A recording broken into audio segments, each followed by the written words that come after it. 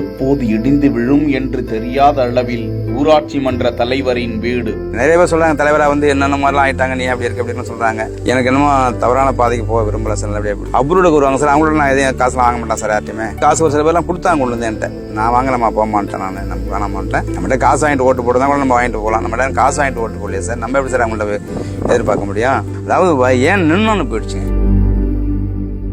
அரசு நிதியில் ஒரு டீ கூட குடிக்காத நேர்மையான ஊராட்சி மன்ற தலைவர் வறுமையில் வாடும் பரிதாபம். பஞ்சாயத்து காசுல ₹1 திங்கலங்க. கஷ்டம் 1000 கஷ்டம் இருந்தாலும் சரிதான், நேர்மையா தான் இருக்கணும்ட்டாங்க. 1 கிலோ அரிசி வாங்கிட்டு வரல, 1 லிட்டர் பெட்ரோல் போடல, ஒரு டீ குடிக்கல. பஞ்சாயத்து காசுல ₹1 ஒரு கையெழுத்து கூட ₹1 வாங்க மாட்டேன். 100க்கும் மேற்பட்டோருக்கு அரசு வீடுகளை கட்டி கொடுத்த அவருக்கே இந்த நிலையா? வேதனையில் மக்கள்.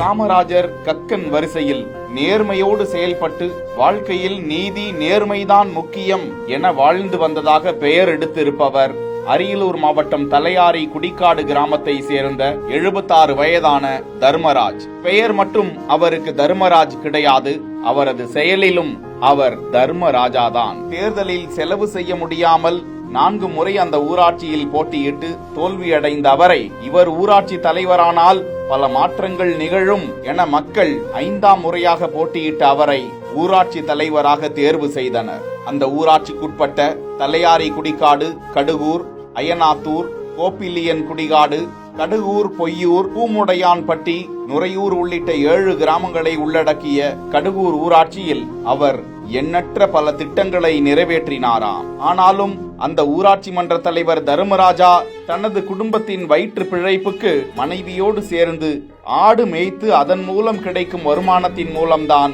வாழ்க்கையை நடத்தி வருகிறாராம். அவரது வீட்டின் நிலையை பார்த்தால் மண் சுவர்களுக்கு மரத்தால் முட்டு கொடுத்து மழை பெய்தால் தண்ணீர் வீட்டுக்குள் புகுந்து வரும் நிலையில் எப்போது அந்த வீடு இடிந்து விழுமோ என்ற அச்சத்தில்தான் அந்த வீட்டிற்குள் அவரது மனைவியும் அவரும் வாழ்ந்து வருகிறார்கள்.